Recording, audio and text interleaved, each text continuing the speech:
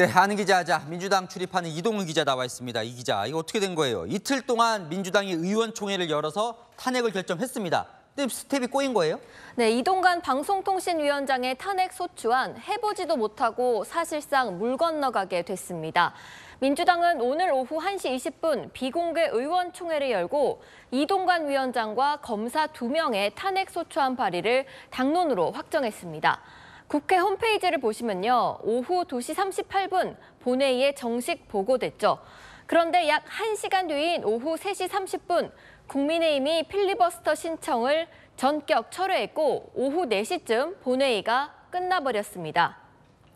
탄핵 소추안은 국회 보고 뒤 24시간 이후 72시간 안에 표결해야 하고 이 안에 표결하지 못하면 폐기됩니다.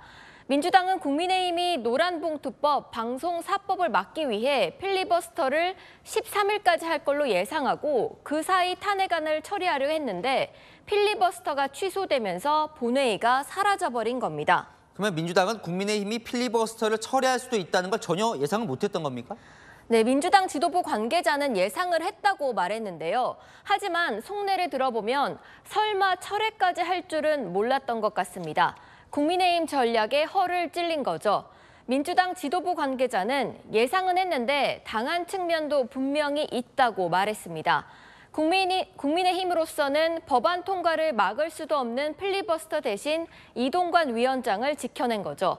민주당은 국민의힘에 분노를 쏟아내고 있습니다.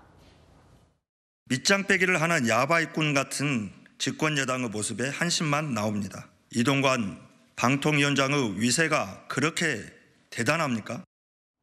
그럼 이동관 방통위원장 탄핵은 어떻게 되는 거예요, 이제? 네, 여당이 본회의를 여는데 합의해 줄 리가 없으니 홍익표 민주당 원내대표가 김진표 국회의장을 압박하고 있습니다. 72시간 안에 단독으로라도 열어달라는 거죠. 하지만 아무리 민주당 출신 의장이라고 해도 여야 합의 없이 탄핵안 표결만을 위해 본회의를 잡는 건 부담이 크죠. 다음 본회의는 11월 23일, 11월 30일, 12월 1일과 12월 8일에 잡혀 있습니다.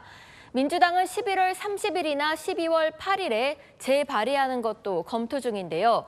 30일이면 바로 다음 날인 12월 1일 본회의 처리가 가능하고 12월 8일에 하면 정기국회 마지막 날이 12월 9일이니 그때 처리를 시도하겠다는 구상입니다. 아이고, 머리가 복잡해 보이는데 그런데 이동관 위원장이 사실 임명된 지 한 3개월 정도 됐거든요.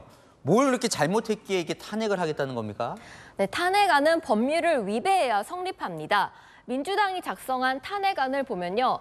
방통위 상임위원 2인만으로 안건을 의결한 것, 방송국에 부당하게 팩트체크 시스템 자료 요청한 것 등을 사유로 들었는데요.